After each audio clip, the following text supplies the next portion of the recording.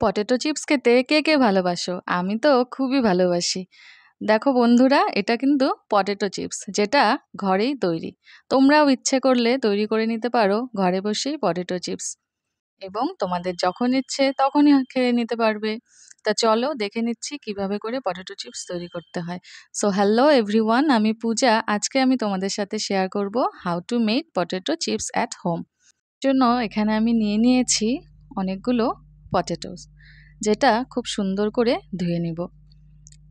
দেখো বন্ধুরা, এখানে কিন্তু অনেক মাটি আছে, যেটা আমাদের খুব ভালো করে কয়েকবার পরিষ্কার করে ধুয়ে নিতে হবে। তারপর মেশিনের সাহায্যে এটাকে আমি চিপসের আকারে তৈরি করে নেব। তোমরা ইচ্ছা করলে দাবঠি দিয়েও এটা করতে পারো। তো আমি মেশিন দিয়েই করে নিচ্ছি, বসে বসে করছি। আর দেখো আমার এখানে হয়েও গেছে। এই যে এইভাবে করে আমি করে নিয়েছি। এখন কি করতে হবে, এগুলোকে একটু ভালো করে আবার ধুয়ে নিয়ে তারপরে গরম জল করতে হবে। জলটা যখন ফুটতে শুরু করবে তখনই আমি কেটে রাখা আলুগুলোকে দিয়ে দেব। এক এক করে সম্পূর্ণ দিয়ে দিব। বন্ধুরা, এটা কিন্তু আমাদের একদম সেদ্ধ করতে হবে না, শুধু একটু গরম জল দিয়ে ভাপ দিলেই হয়ে যাবে। এটা দেওয়া হয়ে গেলে এর মধ্যে আমি কিছুটা পরিমাণে দিয়ে দেব নুন, আর হচ্ছে হলুদ।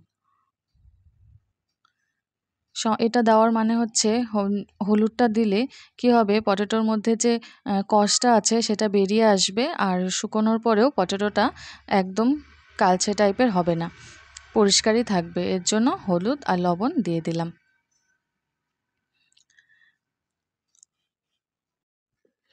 এটা আমাদের প্রায় ভাপ হয়েই গেছে।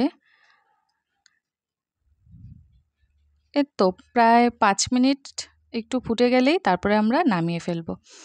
আমি একটি এখানে ঝুড়ি নিয়ে নিয়েছি। ঝুড়িটির মধ্যে সম্পূর্ণ আলুগুলোই দিয়ে দিলাম এবং এখান থেকে জল ঝরিয়ে নেব।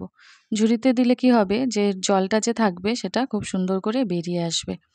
তার জন্য ঝুড়িটা একটু ঝেড়ে নিতে হবে, যেন এখানে জলগুলো সুন্দর করে বের হয়ে যায়। তো জল ঝরানো হয়ে গেছে। এখন কি করব, সুন্দর করে একটি কাপড় পেরে নিয়ে সেই কাপড়ের উপরে চিপসগুলো দিয়ে দেব।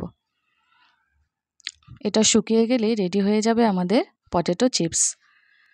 তাহলে বন্ধুরা, যদি ভিডিওটি ভালো লাগে অবশ্যই পাশে থেকো, সাপোর্ট করো। Thank you.